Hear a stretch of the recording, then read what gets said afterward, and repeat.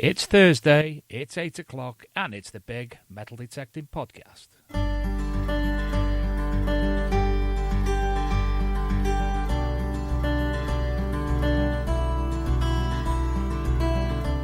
Welcome to the Big Metal Detecting Podcast.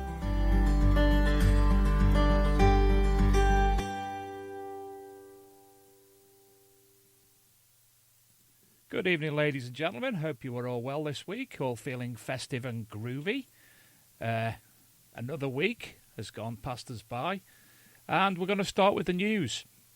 Arron's having a bit of a difficulty with his loading up Skype on his computer at the moment, so he'll be with us very shortly. He'll be ringing in as soon as that's ready.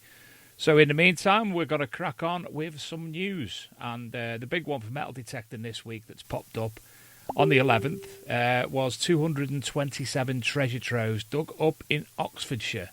Fortune hunters and hobbyists have found more than 220 buried treasure troves across Oxfordshire since records began 7 years ago, new figures have revealed. The British Museum say the scale of the artefacts unearthed across the country exceeds expectations, with reported finds showing little sign of dipping anytime soon.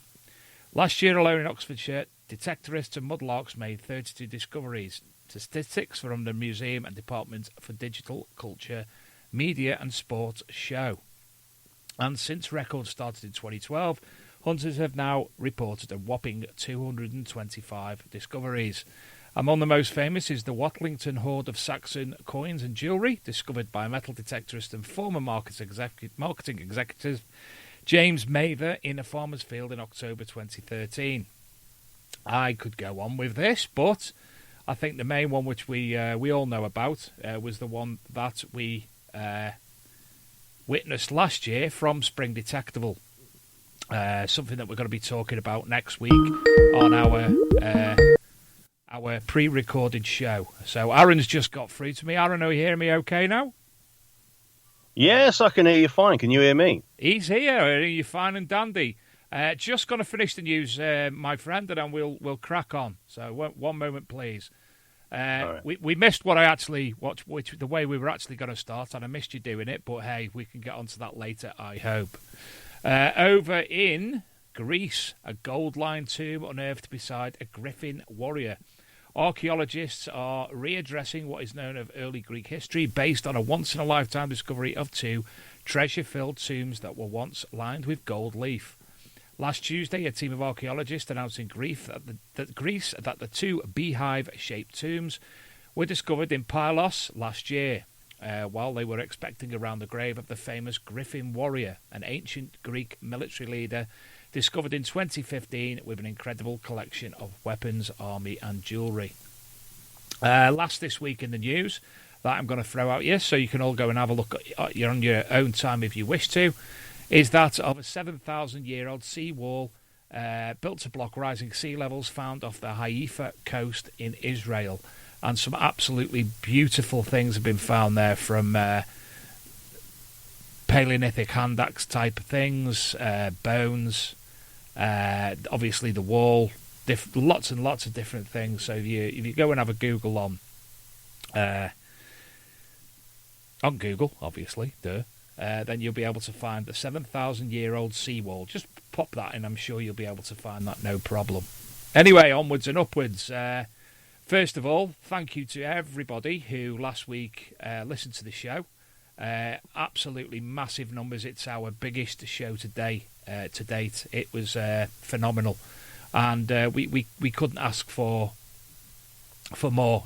It was tremendous. Obviously, thank you for the input from the National Council for Metal Detecting, and well done to all and sundry who actually.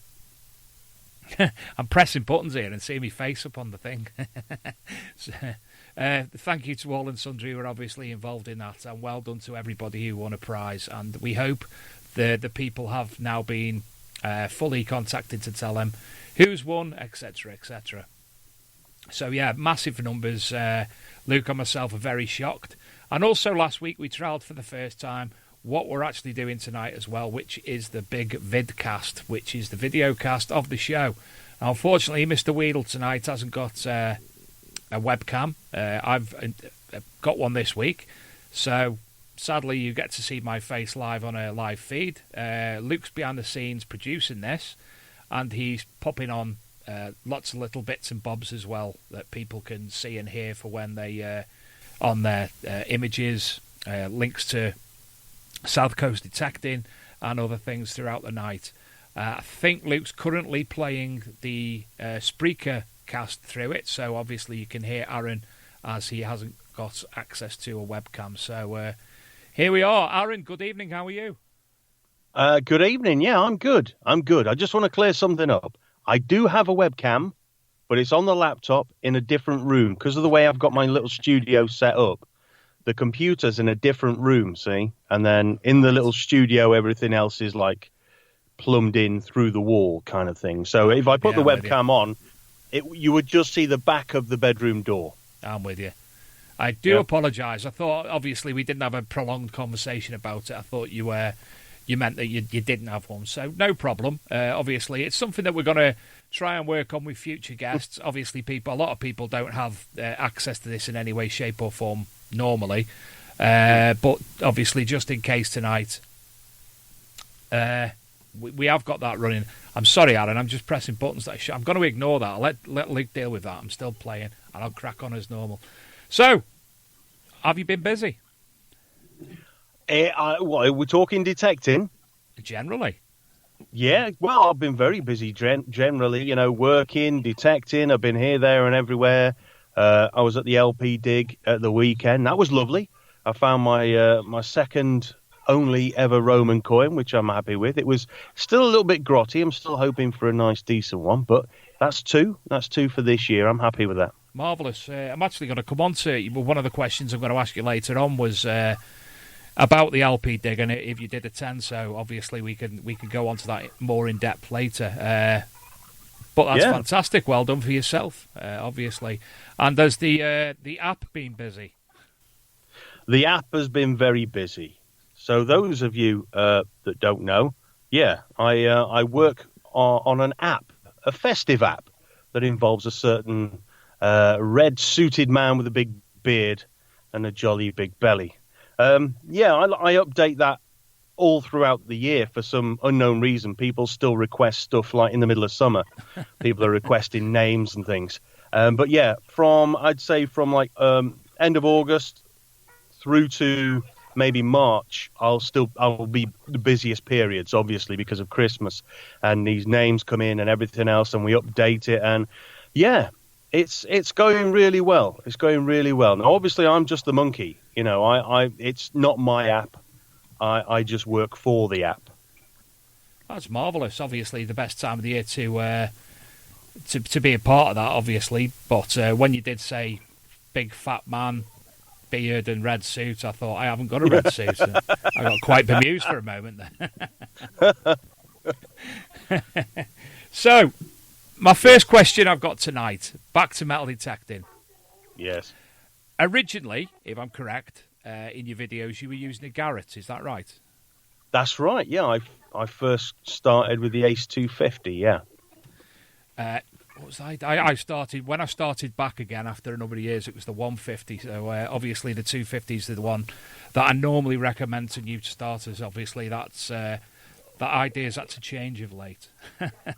So it's a great machine. I used it for over a year. I found some great things with it. In the parks, on the beach. A lot of people say you can't use an Ace 250 on the beach. But with a certain bit of tweaking, you do lose a little bit of depth. But you can get it to work on the beach, no problem whatsoever. And you moved on to, again, beach. You keep jumping ahead of me. I've got my beach section later on. You moved on to the cruiser. I did. From there, I got picked up by LP. And to be honest, the cruiser was something I'd always looked at while I had the Garrett. I thought, I need to update it. I need to go for something a little bit more fancy. I need to go wireless because these wired headphones are absolutely doing my nutting. Every time you bend down, it gets wrapped round your knee. You stand up and pull your headphones off your face. So, I wanted to go for the cruiser. And then myself and Pete, we got chatting. And out of the blue, I ended up with a cruiser, and It absolutely turned everything around. And I'm not just saying this, but it's true. Every park that I detected with the Ace 250, I went over again with the Cruiser and found so much more in areas that I thought were completely dead. You're taking my entire question list off me here already, you know. Oh, I'm sorry. That's okay. I'll just say either yes or no. Was there a learning curve between the Garrett 250 and the Cruiser? Yes. I was only joking. You'd have to just say yes or no. Yeah, there was. When I first got hold of the Cruiser, I went out. It was a dig where I'd been invited out. Actually, it may even have been with. It was with Luke. He invited me out on a dig, and I went out and I took the Cruiser for the first time, and I must admit, within the first hour, I was thinking, I can't get on with this. This is like, this is rubbish. I can't get to grips with it. You know, I don't know what this is, what that is. I'm digging up nothing but nonsense. I really didn't like it. Really didn't get on with it at all after the first dig. But that's the whole thing, really, isn't it? You know, moving from one machine to another, that's your learning curve. I had to completely forget everything I knew about the Garrett, which didn't take long. And once I'd done that, and I came at the Cruiser with a fresh pair of eyes, blank canvas, just sort of like, right, let's start off everything, factory settings, no messing about with it. And within the first 2 or 3 hunts, that was it. It clicked, and I was pulling up some fantastic stuff. And I know people keep saying, you know, it's not all about depth. You shouldn't talk about depth. But I was picking up some great stuff at some really great depths and stuff that I'd missed with the Ace 250. So, yeah, I don't regret it for a second. It was a great machine. Still is a great machine. And is that currently the only one that you use in the Cruiser? No. Obviously, in September, I believe it's September, October, maybe in September, October, saw the launch of the Simplex Plus. We did indeed. And I was one of the lucky ones to get one of the first batches as soon as they came out. And I'm still using that at the moment, although I think the Cruiser is still my favourite, purely because I've been doing it for a couple of years now. I like the fact that you can alter so much on the Cruiser. You really can change it to how you want. Whereas on the Simplex, obviously, it's a beginner's machine, entry-level machine, so there's only certain amounts that you can change. So where I'm out with the Simplex and I'm enjoying it and I'm finding things, there are bits I want to tweak and I can't, you know? So that's when possibly the Cruiser would come back out and go at the same ground that I've been over with the Simplex. Mm. So the features and the functions of the Simplex, are they dramatically different to that of the Cruiser? Well, there are certain things, obviously, that you can't change. One of the things is tone breaks and tones and things like that. But you can still notch out. In the beach mode, you can't bring back the first 3 notches. It automatically takes out the first 3 notches when you're in beach mode. But the thing is, I want those first 3 notches in. I want to be able to hear the low end. I want to be able to hear that iron, you know?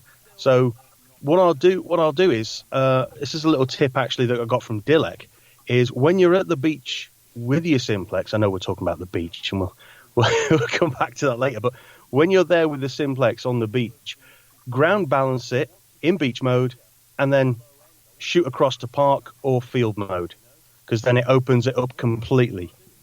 Doesn't take out any notches. So what do you think of the Simplex? Is it obviously it's suggested to be the best lower priced, a middle range machine for a low price? Does it work in that? Has it got that sense? Yeah, it has. It's a great machine. I've been using it since I got it. Again, I've found some great stuff at a great depth. The tones are nice and clear. Even like the wispy runoff, when you've got something that's like maybe 8, 9, 10 inches deep, maybe your VDI numbers are not there, but you can still hear it. There's still something there to be dug. You've got to dig those tones that are right at the back of the box, just those little telltale wispy tones that are just saying there's something there. It's either tiny or very deep. And yeah, for an entry level machine that's wireless and completely waterproof, brilliant. Absolutely love it. Marvellous. Obviously, it's getting a lot of feedback. Is a chap. He lives up in Scotland on the coast, and his name's Stuart. He contacted me a while ago asking for... he'd listened to the show. He's never metal detected before until last week. But about 3 or 4 months ago, he contacted me. He'd found some things, and he wanted the advice of, obviously, the archaeology and metal detecting magazine readers in general of what it could be. And it turned out to be more or less a Viking sword that he'd actually found on the beach while walking along. Ooh. So, listening to the show, and this is what we try to achieve with the big metal detecting podcast and with the magazine, is to get people more able to communicate with each other, to get that little bit of excitement and the want to go out to introduce them to the hobby. So he's bought a Simplex, and he's contacted me this week, and he's got a permission off the farmer who I think he owns the house that he must rent, and already he's out and about. He's had a beautiful spindle whorl. The buckle that he's found with leather still intact is absolutely stunning.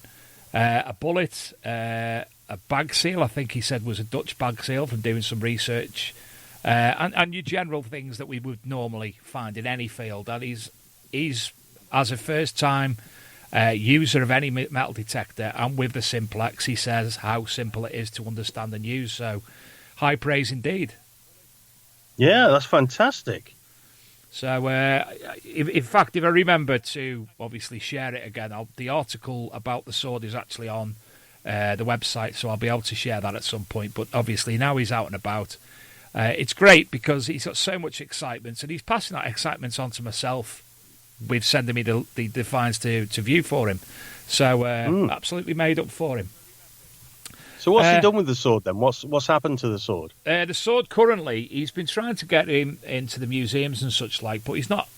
I'm not sure if Scotland itself is having a bit of a difficult period for museums and archaeology in general. But there's just so much. Yeah, we'll have to have a look at it. You could bring it to us here. You send it to us, etc., etc. So it's still at home. And he spoke to people in the armories. He spoke to people in Scottish archaeology and such like. And in fact, what I'll do while we're chatting, I will go onto the website, onto Readers Finds, and I'll share the link in the chat room. But absolutely stunning nonetheless. But as I say, at the moment it's still at home, and I can't see. Oh, it's at Readers Finds. I'm not in metal detecting, is it? Yeah, there it is. Some stunning pictures anyway. And what I've done as well on his behalf, I got in contact with British Medieval History Facebook group, and so many people were able to communicate, and they were actually sending links to Norwegian Viking Age swords typology, which were exactly similar to what he has here. And there was other people saying, "Oh no, it's nothing but this, it's nothing but that." But experts, people who were far more knowledgeable in the field than you and I. Me definitely. I don't know about yourself, but they were obviously all agreeing that it was definitely. And what's also interesting, that in a very short distance to where he lived, a Viking raid took place on a monastery there. So historically, it fits into the area entirely. Beautiful piece, though. Beautiful. So I've just shared that in the chat room for Spreaker, and it's getting too much for me, this, Arron. All these different groups I have to keep bloody bouncing around into now. Yeah, right. I can see that. I can see that on screen. Wow. So it's as you can see, it's a stunning piece. Anyway, cracking on. Yeah. I want to ask you about park detecting. Okay. Now, again, we know that you park detect from your videos, and it's an area that is quite frowned upon in the UK. In America, most people are able to go onto common grounds, such like, and participate in park detecting. But over in the UK, it's a hell of a lot different. How did you get onto the park detector with your permissions. Is it permitted, or how did you do that? Well, it all started on Facebook. I think it might have been. So I was reading an article somewhere on Facebook with some of the local detectorists in there, and they were talking about the council giving permission. So I jumped onto the council website and had a look around. And under things such as like street performance and everything else like that, there was a section for a special license or permit to detect in the parks. And all that they ask is that you have a full insurance, NCMD, that you also fill in your holes, and obviously anything of significance you declare, and it goes into the local museum. So yeah, I got my NCMD insurance. I sent off for a permit. They send the permit back. You update it every year. It's free as long as you've got insurance. It's completely free. And they give you a list of the places that you can go and detect with a postcode as well. So you can check it out on Google Maps or whatever if you wanted to have a look at it. And it's brilliant. You know, it's just something that they offer free of charge. And so it's a massive list. And some of the places on this list are brilliant. And as you've seen or may or not have seen from some of my videos, they've got lots of stuff in there from like World War II, World War One. There's bullets, there's badges, there's plenty of silvers, you know, there's rings, there's all sorts. Plenty of things to be found in these parks. A couple of weeks ago, we had Tony Kaywood on, and he was discussing how he gained permissions, general permissions from farmers and such like, and he's actually gone ahead now and done a brilliant video of, you know, the manner of which to deal with emails, etc., to get in touch with people. Maybe it'd be a good idea for yourself to do something not dissimilar with the information that you've just given myself for obviously people throughout the UK. Yeah, well, I have. Ages ago, I think within the first year of me starting, I did put out a video saying, you know, explaining how to metal detect parks legally, how you do it, how you go about it, and how you contact or where to contact the council and what to ask for. So that video is out there. And going back to Tony's video, I've given that a watch this week, and it's brilliant. If there is people looking for permissions, definitely check it out, TC Detects. But the only problem I've got is the area where I am, I'm very late in the game to detecting because I'm right on the coast. So you've got loads of detectorists who hit the beaches. All the farmland round here, because of Chichester being just up the road, it being a big Roman city, lots of Roman activity here in Sussex, almost every bit of farmland has already got somebody on it detecting. You know, whoever I contacted, I spent a good couple of days actually going to farmers. I've spent time emailing, I've spent time phoning, and it's always the same. It's either a case of we've already got somebody, or the farmland has a Roman villa on it, so we don't let anybody detect. Obviously, yeah. Yeah, and it's like, so the only avenues left to me are the beach, the park, or club digs. Yeah, I can hear that. Obviously, in our area, it's well, where I live, there's the club that I'm the alleged chairman of. I say alleged because what am I supposed to do? And and also there's another group local as well, plus, you know, other locals, and a hell of a lot of individual metal detectorists from who were independent as well around the area. In fact, I was quite interested the other week. A good friend of mine, John Webb, he texted me and he said, "Is that you? I've just beeped at me by the bridge." And I went, "What are you on about, mate? What bridge?" And he went, "The one by the certain landmark up here." So I said, "No, what me?" I said, "What are you doing there anyway?" He said, "I'm detecting." I went, "That's my site." So he actually knows people the same as mine, and they've obviously given him the same permission he's given to me. But I was like, God, small world or what? So the farmer there granted permission to you and to the John 316? Yes. I think there might be even some other people from local metal detecting groups as well who were also on there. So see, Now that I don't mind. I don't mind sharing a farmland with somebody round here. I don't mind. I'll happily share with somebody.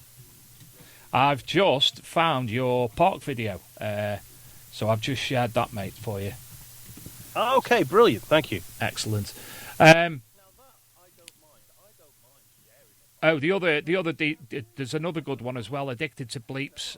He also got a permission YouTube video as well, which is another fantastic one. Obviously, yourself, Tony's. I mean, there's quite a few people done them, but what I've seen, Addicted to Bleeps has done a fantastic one. Tony's is fantastic. I'm obviously going to view yours tomorrow for mine's all right.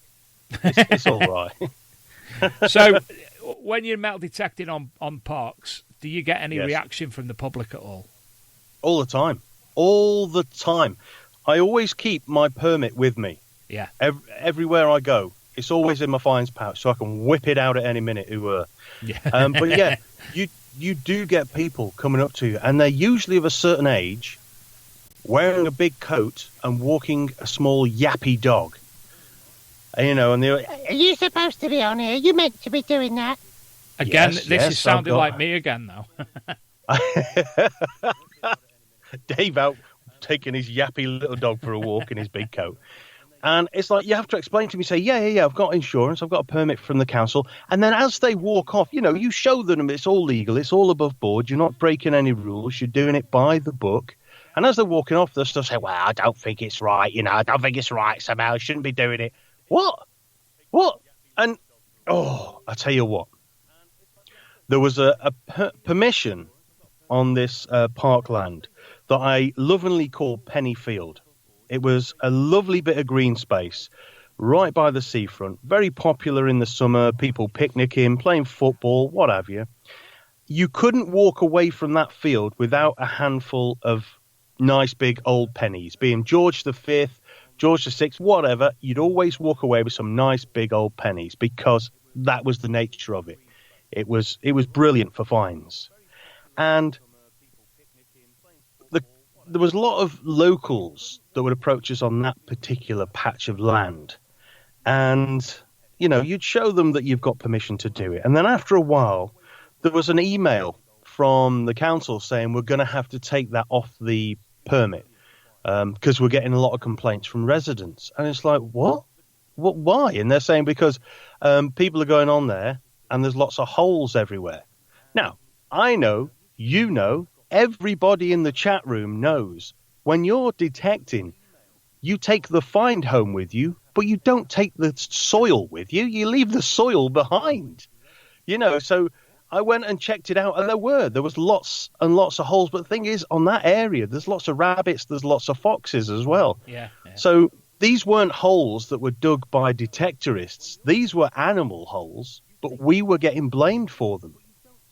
So then we got booted off it for, nothing, really. It was absolutely heartbreaking. I was gutted.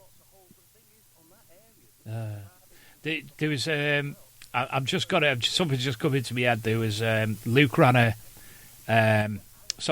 Niall ran a metal detecting event at the weekend, and there was a hoard found. I don't know if you know that. Yes, I saw it. Absolutely fantastic hoard. What happened was they buried £100 coins before the event, and obviously somebody was going to find that as a Christmas prize. So congratulations to John Cornwall who actually found that brilliant video. It's just come into my head while we were talking there. So fines variation on parks. You've said pennies. What else type of things have you found?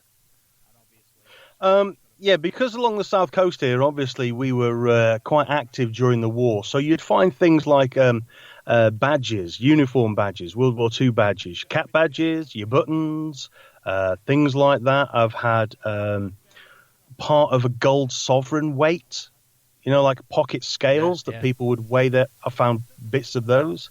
And it's thimbles, crotal bells.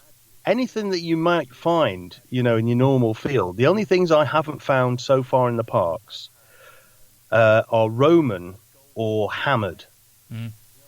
anything like that, or Saxon, anything of that age I've not found. But everything else, the pennies, the farthings, the silver sixpences, this year was an absolute corker. I found 2 half crowns in 1 week within, a couple of days from each other, and literally within 5 feet of each other as well. I couldn't believe it. Fantastic. There are plenty of things to find if you can get on there. Historically speaking, of all these places, all the parks that you're allowed to go, which would be the oldest? How old would that be about? There was one that was on the permission, but it's been taken off because, again, somebody was digging up football pitches. Wasn't me, not guilty. But there was a park called Southfield, and under some of the pitches, they did discover a few years back a Roman villa. Wow. Smack bang in the middle of this park, under the football pitches, and over in one corner of the park itself, Roman coins had been found. Not by me, but they had been found. So that, I think, would be the best one. That would be the oldest one, the one with the villa under it. But again, it's sadly one of those ones we can't get on anymore. Are the football pitches still over the villa, or have they moved the football pitches, or is life carry on as normal? Yeah, they left the pitches on top of it, and that's it. Life carries on. The villa is there, but they've just left it. Yeah, I think it's foundations and things like that now. I don't think there's any mosaics or anything. So what cruiser settings would you be using for Parkland? For Parkland, if the park is a quiet one, if it's not too trashy, definitely 4-tone. Definitely 4-tone, because I think it punches deep, that little bit deeper, and it's sort of like it brings the tone out just that little bit more. It gives you a nice defined signal in 4-tone. And I've tested that by also going over the same signal in 3-tone, and it's just not quite there. So for depth on a nice quiet patch, definitely 4-tone. But if it's too trashy, there's a lot of rubbish, stick it in 3. And obviously that's working dandy for you, and you've learnt that from over time, obviously. Yeah, like I say, I couldn't get on with it at first, but after being out with it for a few times, we gelled, and we got on famously now. I'm like that with every machine apart from the gelling. On to beach detecting.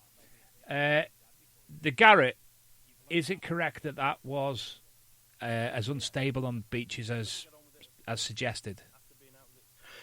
If you run it in full on the beach, completely open, yeah, it's chattering away like you wouldn't believe. But if you take it down maybe 2 or 3 from top on the sensitivity, and you notch out, say, the first 4 on your discrimination, then you can get on with it perfectly well on the beach on wet sand. You do lose a little bit of depth because obviously you've taken down the sensitivity, but you're able to then go out, detect happily, and still find plenty of things. Definitely. Marvellous.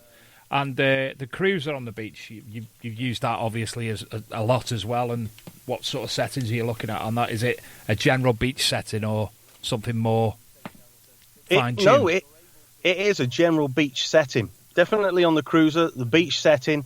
But again, you see, this is where it's slightly different to the Simplex. Whereas on the Simplex, I want it completely open so that I can hear the iron grunt and everything else. But on the cruiser in beach mode, I put in the discrimination just a little bit, just at the bottom end, because you've got the iron tones on the cruiser, which I think come across a lot better than on the Simplex. The more defined iron tones on the cruiser. So beach mode, a little bit of discrimination just on the bottom end, but also definitely with the KR18C concentric coil. That thing on the beach is absolutely brilliant. With that, you barely pick up a single bottle top. It completely ignores them. It's fantastic. And what about, is that on dry sand, or have you got different settings for wet sand? No, that's on both. I just ground balance as I come from one to the other. Yeah. Yeah. But the KR18C and the Cruiser on the beach is a brilliant combination. Well, it's fantastic if you don't have to do different settings for obviously dry and wet sand. That's perfect. And the Simplex, have you tried that on the beach? I have. I tried it on the beach, and to be honest, when I first tried it on the beach, I tried it on the wettest sand I could find. While the tide was still slightly in and out, but it was fine. There was barely any chatter. There was some slight chatter, but that's because the ground is very mineralized. And this is a low end machine. It's not multi-frequency. It's not a PI machine, as people in the comments on YouTube keep reminding me, and I keep saying to them, yeah, I know, but it's still good for what you're paying. Yeah. Just because I'm showing you what it's capable of doesn't mean that I'm saying it's this or that. It's a great machine. It works really well. Wet sand, dry sand, up on the pebbles. Yeah, it's very stable, very good. So if I had to put you on the spot and ask you to rank them 1 to 3 between the three machines, what would that be? Coming in at number 3, we're going to go with the Garrett Ace 250. It's a new entry at number 2. It's the Simplex Plus. And that means our top spot is taken this week by the Cruiser, but definitely with the KR18C. I love the way your voice changed then. So why the big difference thanks. between the Cruiser and the Garrett then? It's purely because of depth and everything else. And after a while, the bell tones really do get a little bit irritating. Don't get me wrong. I'm one of the sort of people that can get on with the bell tones of the Garrett. I don't mind them that much, but I just like also the fact that the Cruiser is wireless. Also the fact that it is waterproof. Same with the Simplex. It's you can put it down whilst you're on the beach and not worry that the tide is coming in. Yeah. Or if it's just about to start raining. You don't have to sort of hide it under a carrier bag or whatever. You can go out with it snorkeling, drop it in a puddle, whatever you want. Take it in the shower when you're finished. You got home and it's a little bit mucky. You can clean that bad boy down. But with the Garrett, God bless it, it's tech from like 10 years ago or more. Yeah. It's but it's like I say, if you're starting out, it's still a great machine. So have you tried the Amphibio at all? In obviously the same areas? I haven't got an Amphibio. I haven't. Is Pete still in the chat? Is he still in there? I haven't got an Amphibio. It would be nice to get hold of one, but I haven't, unfortunately. No, I haven't. I have seen them in action. I like them. It's pretty much the same kind of setup as the Cruiser. So going from the Cruiser to the Amphibio, I believe, or so I'm told, there isn't as much of a learning curve. It's still like the layout is slightly different, but the tones, the numbers are very similar. But the way it performs is just that bit better. Do you think using a waterproof detector on the beach would assist a little bit more? I suppose it would. Mm. Yeah. Because if there's a certain area that you're trying to get to, or anything like that, like I say, if you're on the beach in our country, there's every chance that it's going to start raining and it's going to get soggy. But yeah, definitely, it's got the beach mode built into it, so it can alternate, or it can change itself it can adapt to work on the beach, whereas the Garrett, unfortunately, it doesn't have that sort of mode. It doesn't have that setting. You've really got to tweak it and know which bits to put in and take out in order to make it usable on the beach. But you do lose a little bit of depth. Mm. So as I mentioned before about the normally if people ask me what machine to start with, I'd say a Garrett 250 or such like. Now that the Simplex exists, would you go for the Simplex over the Garrett 250 if somebody asked you? It depends on how desperate they are to get into the hobby, I would say. If they were really desperate to get in, they want to maybe grab a second-hand machine or whatever, and their budget is really, really tight, then if they could only afford maybe 150, then yeah, get yourself a second-hand Ace 250 or jump on one of the Go Finds. They are slightly flimsy. You've got to be careful with them. You can't bang them around like you do with a lot of machines. But the Go Finds are to use are a very stable machine and a very good machine, definitely on the beach. But if they've got that little bit extra to spare, yeah, definitely go for the Simplex. It's a no-brainer. Can't talk about anything else because I've not seen a Vanquish in action or anything like that. I've not tried it for myself. But, yeah, definitely a Simplex if their budget would stretch to that. Because if they're going to use it on the beach as well as in the field, that's what you're going to want. Yeah. And Luke's messaging me to ask if you tried the Alta 71. I haven't. No. I know that Tony, TC Detects, he uses the Alta 71. And I must admit, when I've been chatting to Luke about it and he was showing me videos of this, that, and the other, the reaction or recovery speed on the Alta 71 is mind-blowing. It is so quick. The depth on it and all the rest of it, it's such a clever, intuitive, it's an intelligent machine. It's a very good, but the only drawback is that it's not waterproof. And, a little bit of rain, you start panicking because, it's a nice bit of kit and you don't want to get it ruined. But the Alta 71 is, fantastic machine. I'd love to have a go on one of those. I think your best thing there, obviously, I know you've been to a number of Luke's digs, is get yourself on up there and play with his. And I mean his metal detector by that remark. Matron. Yeah. The only thing that worries me about the Alta 71 is that it looks complicated. I know Tony will say, and Luke will say, hey, it's not. But it's just that thing that it looks complicated, Right. You know my history. Yeah. I can use it. Wow. I find things with it. But I take it you just turn it on and go. You haven't altered a single thing. No. What I've done, Tony set up a Team Rootish UK app and website. Oh, right. And it's got all the different team members' settings, including Eric, the owner of the company and designer of the machine. It's got everybody's settings. So basically, I use that. It's and as Adrian G, I spotted who it was then. He says it's the sheep in wolf's clothing. It's very simple to use, and I've used Adrian's settings as well and found stuff with that. Mainly use his and Tony's, but yeah. I'm finding things. They may not be anything of great substance, but hey, that's me. And I love the fact that when you buy it, it comes with 2 coils. It does. Yes, one's banging my foot at the moment. That's brilliant value for money. And the other one is, let me find where I am. That what I'm there for the people who are watching on the vidcast. That's my Router Alta 71 right there. That was me pointing, Aaron. Oh, right.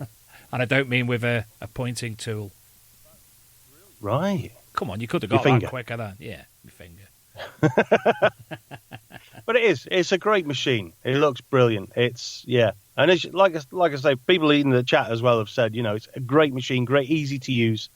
I just haven't had a chance, just like the Amphibio, haven't had a chance to have a play with one yet. Well, as I say, when you next get yourself up to one of the your southeast metal detecting rallies digs, have a take Luke's off him, just steal it and go and play.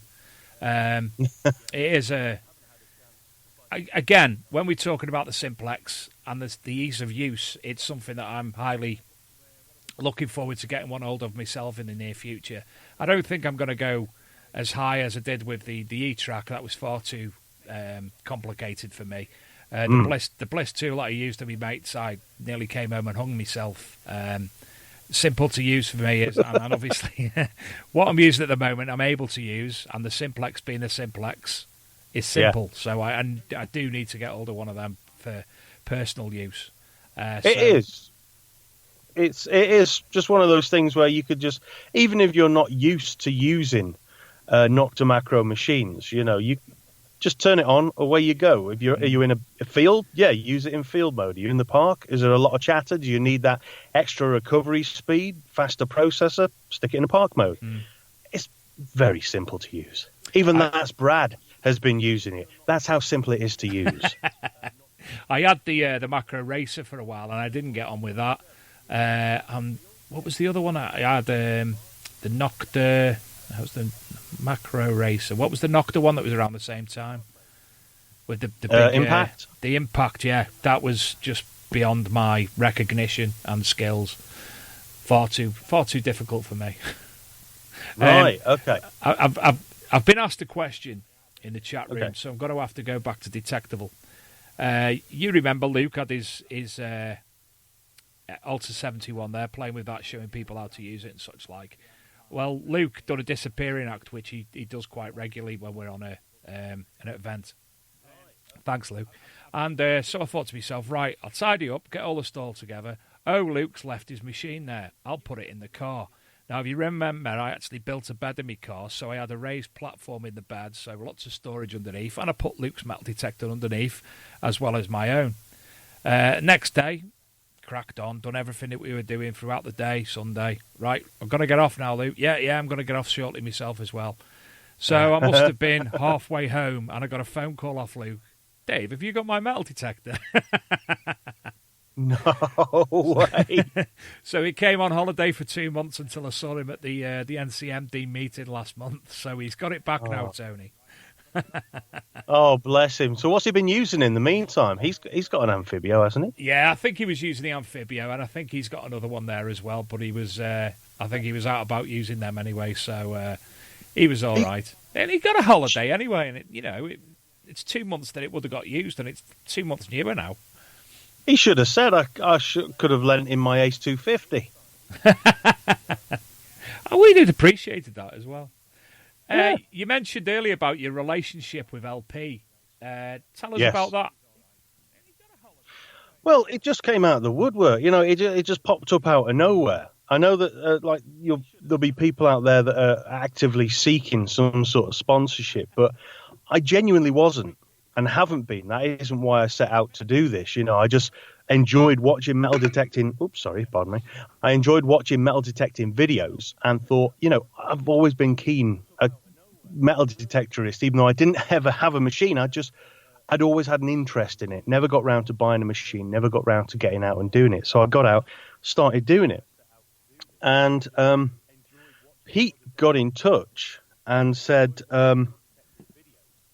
I'd like to meet up with you and have a chat because I've seen your vids and I like what you do. You're obviously very passionate about your videos when you're out there and metal detecting and everything else, because he saw how I was using the Garrett Ace 250 and showing off its features and how good it was at certain depths and showing you tips and tricks and things that you could do to fine tune it and how to get the most out of the machine. And it was that I think won him over, and he liked that and said, "Would you like to sort of join LP and use some of our stuff and make some videos and what have you?" And I was like, "Well, yeah, that'd be fantastic." And then that's when he sort of like sprung the cruiser on me. This is brilliant, and that's kind of where it started from.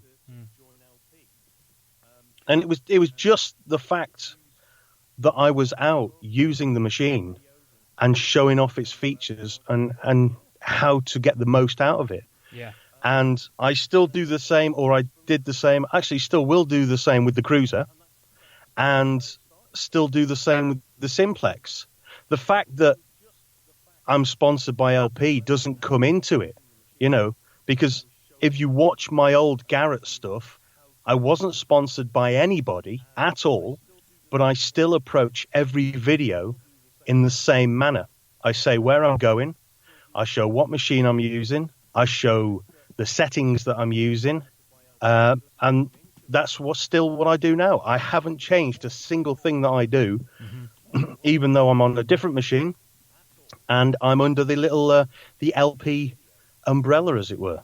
And who else shares that umbrella with you? You've got the Discriminators. See, this is where I'm going to forget somebody now, and I'm going to get ribbed for this. So let me concentrate. All right, we got the Discriminators. We got Scott and Kimmy, who are Dirt Diggers UK. We've also got Ash Unearthed. We've got the Grim Bleeper. We got Metal Detecting UK, Stephen Pettican. Simple, just rolls off the tongue. Just rolls off the tongue. And unofficially, but not officially, Rob Random hangs around with us like a bad smell. And I'd personally like to thank LP, and in particular Mr. Pettican, for the Christmas card I received this week. Very, very nice of you indeed. Thank you. Lovely little card. It is the one with the manger scene on it. That's the one. Yeah, I was all confused why he was asking for my address. I thought he was going to come round. Asking for my address. Either he's sending me something fantastic for Christmas, or he's going to come round. Got a Christmas card. I appreciated it anyway. It's nice. It's nice. Did yours have like £100 in it? No, it's that I owed them £100. That's what it was, right? Yeah, I knew there was something about £100. Yeah. So you mentioned again earlier the recent LP rally. Where was that? Yes. Tell us about that a little bit. It was Burford.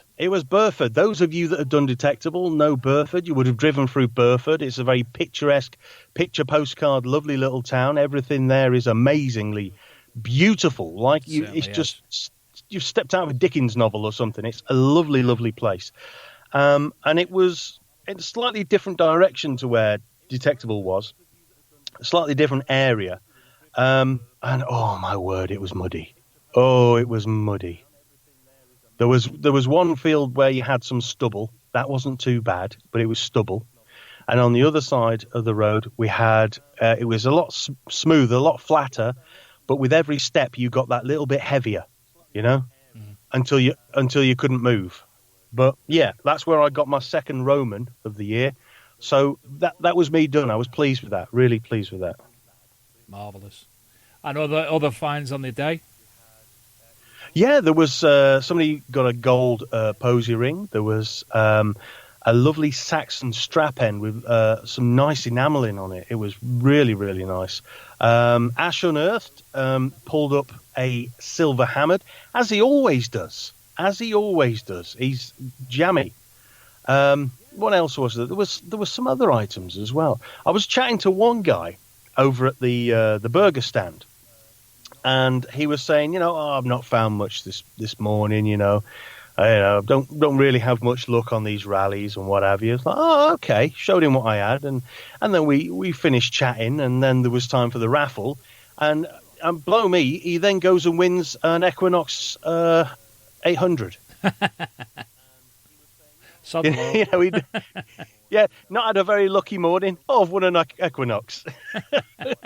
Jammy bugger.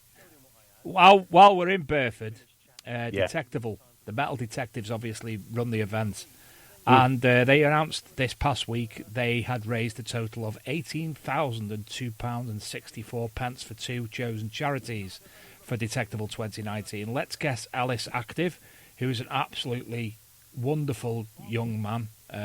I wish him all the luck in the world. He was on the stall opposite to us. They were selling raffle tickets and such like. Absolutely, he's got disability issues and whatnot, but he was so happy all the time. It was unbelievable. Yeah, I remember those guys. They were selling bottles of water as well. That's the one. Yeah, I went there many a time. I think we all did with that heat.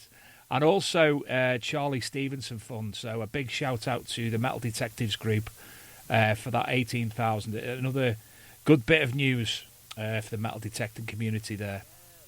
Fantastic. It was amazing. When that came up and I saw each charity got £9,000, it was like, wow. It's just nice that you've gone for the weekend, you've done a bit of detecting, and you've helped out a charity. It just gives you a nice feeling, It was fantastic. As I say, I spent a little bit of time, playing with him, just throwing balls for him, and he had his little car there and what have you. And he was great. He loved it. He loved all the people being there.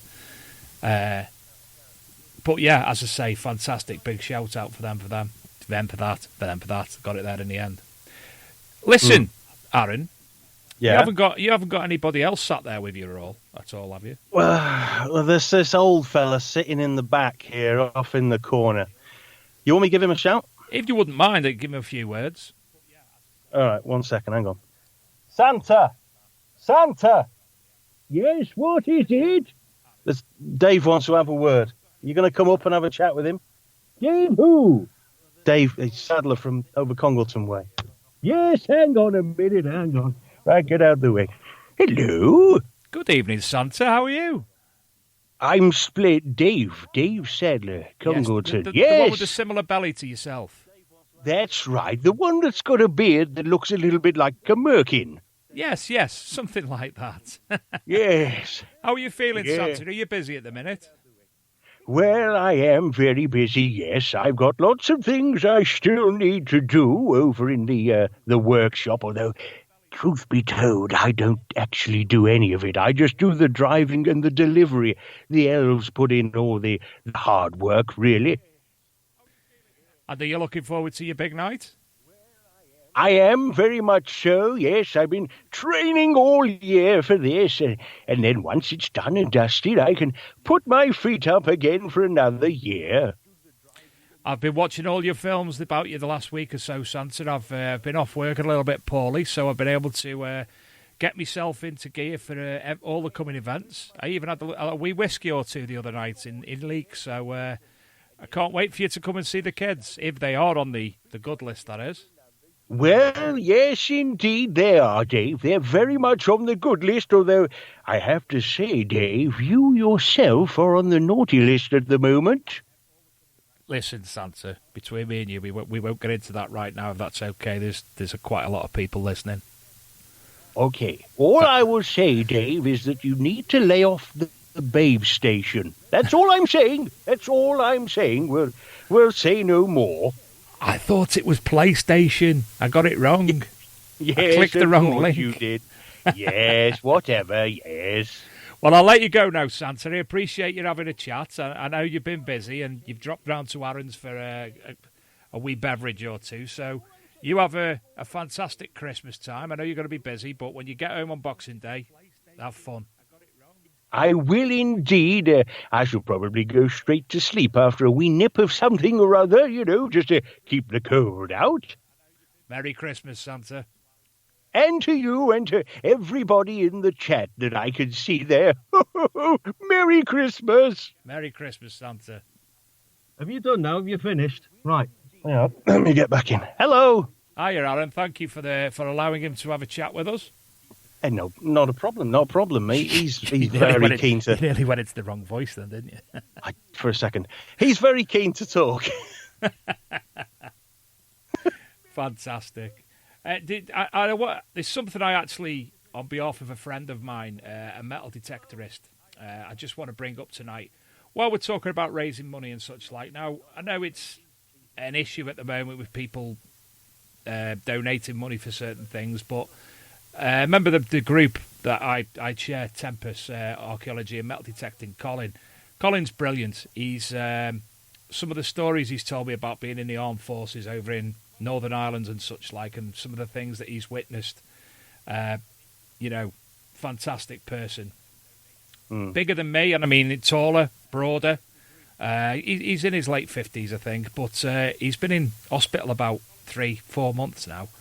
And basically, the antibodies have attacked his nervous system, and he's left him unable to sit up from lying down. He can't stand or walk. He has damage to the nerves that control his bladders and bowels. He's had to have a permanent catheter fitted. Takes laxatives daily. And as I said, he's been in hospital for such a long time, and they won't let him home because the house isn't fit for purpose. And I don't mean that in a bad way, but obviously he needs to have disability things put in place for him to actually come home. And the social won't help, or if they do help, it's going to be very, very minimal. So I just want to raise, I've shared it a few times, the GoFundMe page. It's for a house modification, and they're looking at raising £10,000. So if anybody could or would donate to that, it's on GoFundMe, and it's organised by Deborah Tansley, Tansley. So if anybody could consider doing that, that would be fantastic. I'll share the links on all the related groups that the big podcast, the Archmag, etc. I'll share that later, but I'd appreciate it. I know we've all done a lot for charity in the past year, but I'm sure you'll understand how difficult it is for Deborah to not have her husband at home for such a long time. So, Arron, what's next? What's the new year hold? Well, I'm going to look at getting onto more club digs because, like you say, I know that Luke and Niall, they do some great club digs just up the road from me. I'm going to pull my finger out and stop being such a lazy so-and-so and get to more of those. There's other digs that happen just up the road from me, which I'm going to try and get myself on as well. Next year, I've been doing this now 3 years. Okay, only 3 years, and I'm still yet to find my first hammered. I've had a bit of Saxon, I've had a bit of Roman. I want to try and find a hammered coin. So that's next year. That is my goal. Arron, that's what I've got to try and... Yes? I've beat you. I've had 2. Have you? I've had 2. I bet you've probably had loads of Roman as well, haven't you? I've had no Roman. Have you not? No Roman. Oh, well, there you go. Suck it. I've been part of a horde. Have you? Yeah. Not a horde as you'd think. It was actually a jetting horde. It's about 70 been found between 3 of us in Shropshire. Again, article on the magazine website. But yeah, they can't class it as a proper horde because it's not obviously money, but it fits in the description because it's a coin more or less, and it's exactly. So many of them. I mean, look at what Addicted to Bleeps had. Didn't he have a horde of like axe heads? Yeah. There you go. That's still a horde, isn't it? You can't go and spend it. Yeah, still true. A horde. So yeah, nice one, Dave. Yes, that was. I think I had my last one about 2 years ago from there, but I've not been to the site in a while. But Graham and Dave, who I go to who are basically the site's permission, they pull some of the things that they've pulled out the ground there. Both coins and relics have been phenomenal, absolutely phenomenal. And one day I keep promising to document everything and write it all down and put it into a proper case study, but having the time to do it with the amount that we've found between us is it's going to take some time. So that's it then for me next year. That's I want a silver hammered, and at a push, try and maybe get a bit of gold. That would be nice. Do you know? Have you heard my gold story? No, go on. I probably have, but just up the road from here, not far away. Right. I found a gold coin. I was on my own. I was absolutely out of this world. It was brilliant, and it was a Dutch coin. It was an 1898 Dutch coin. I can't remember the Queen's head on it. And at the time, I didn't have much communication with people in the metal detecting hobby, so I thought, what do I do? So I sent a picture of it to a dealer to have it appraised, etc. And he was like, "Oh, that's fantastic! I'll give you £250 for it now." And I'm like, "Wow, that's mad." So I sent him all the picture, what have you, and I said, "Yeah, all right, I'll go for that. I'll go £250. That'd be brilliant." Again, not knowing what was what. Yeah. Mm-hmm. Next day, he emailed me back. He said, "I'm afraid I'm going to have to take that offer back. It's a copy." So what do you mean it's a copy? Write the smallest letters, and I mean the smallest letters, smaller than the small print, on the bottom of the coin under the Queen's bust, right at the bottom, COPIE, copy. Oh. So, man. I had gold, but that was sadly ripped away from me. Oh, mate. That reminds me. I know he's in the chat somewhere. Little Scotty B, the cheeky little monkey, over at Detectival, we're talking about the horde that came up. You remember the Hambledon horde that came up, and Scotty B was there, part of the dig, helping him to spoon him out, and he pulls out this big fat gold coin out of his pocket. I was like, wow, is that one of the coins? Here, let me film you with that. No, it was a copy that was flashing around, the cheeky little monkey. But yeah, I totally fell for it. He is. There's a video in circulation of what occurred to Scotty B one morning. It was a Sunday morning after he was very, very drunk. But we won't go into that. I'll try and find it and send it you. Oh, God, yeah, I want to see that. It was me waking him up when he was very, very drunk. Very, very drunk. Very drunk. Another shout out to Scotty B. He's I love the name. It's one of the best names I've ever heard for an event.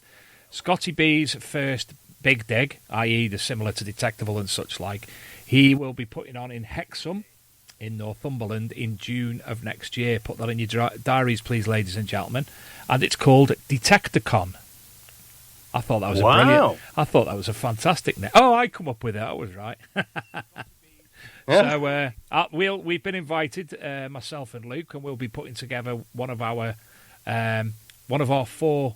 We currently have 4 magazines next year, free magazines to give out at events. So obviously Scott's asked us to do that and invited us along to do podcasting, to do interviews or whatever. So we'll be definitely taking part of that. So keep that. I think it's around the 21st, 20th June, something like that. So keep that in mind. And it's Hexham, Northumberland. And if you want any more information on that, find the North of Tyne Detecting Group on Facebook and give Scott a shout, and he'll be able to give you all the updates you need. Because he's not taking any notice, or he's disappeared because I can't see him in the chat room. I think he's disappeared. He did post that he had to run. Yeah. Another thing we've got coming in the new year, we have Gary Cook coming on. And he's going to be announcing a massive Rodney Cook memorial thing. So massive. I have no idea what it is, but he'd like to come on and discuss the up-and-coming Rodney Cook memorial, which will be September, we think, of 2020. And obviously, don't forget the Spring Detectable in April and also the Main Detectable in September also. And if anybody does want any events public advertised, give us a shout. We'll advertise them free of charge on the website and on all our different social media accounts, which we have now many of, which I keep trying to keep up with, and I'm struggling, especially when I'm talking on the radio. So, Arron, it's been an absolute pleasure speaking to you as ever. And you, Dave? I hope you have a fantastic Christmas and New Year, obviously. I did actually forget, Arron, we had a chap on, and it's something you might want to think about. We had a chap on a few weeks ago from the legendary 10 Seconds, a guy called Ian Churchward, and he spoke about the music that the band produced, which is medieval concept music. He's a part of the Richard III Society. He's got a friend who's metal detects. And we basically challenged him on the show to create a metal detecting album.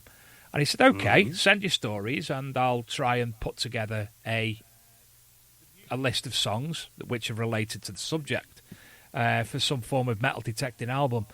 And I sent him the article which I read a while ago about how I got into metal detecting, and everybody knows about the C-Scope 600 that was given to me by Alex Savage, the lovely person at Detectable, which was the machine that my father gave to me, which was sadly stolen. And he's started to construct a song, and he's sent me a short jingle of that, which will play as the outro tonight. That's the legendary 10 Seconds. So if anybody, yourself included, have a story that they'd like to task Ian with writing some form of medieval-like song, please get in contact with me, and I'll give you his details so you can, discuss it directly with himself and see what he can come up with. Because as you'll hear from this short jingle, you won't, Arron, until you listen back, I don't think, because I can't hear it when it's playing, but everybody else can. Then you'll see what sort of challenge we set. So it's looking forward to listening to this in a moment.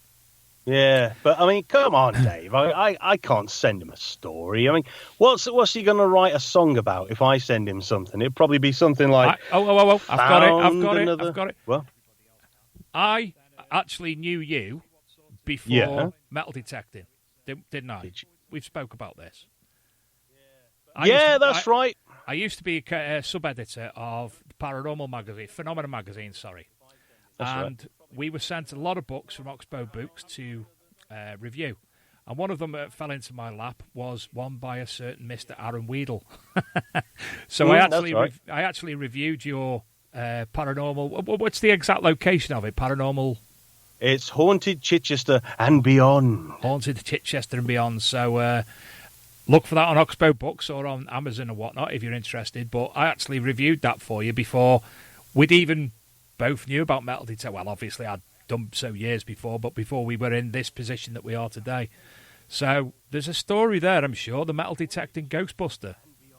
Well, yeah, look out for it in all the bargain bins in the works. I'm sure you can pick it up for £2. A song, the metal detecting Ghostbuster song. Think about it. Maybe. It might be better if he did something like, I found another 2p in the park. Or Santa the metal detecting Ghostbuster. No, you're pushing it now there, Yeah, Dave. That's stretching it a little bit there.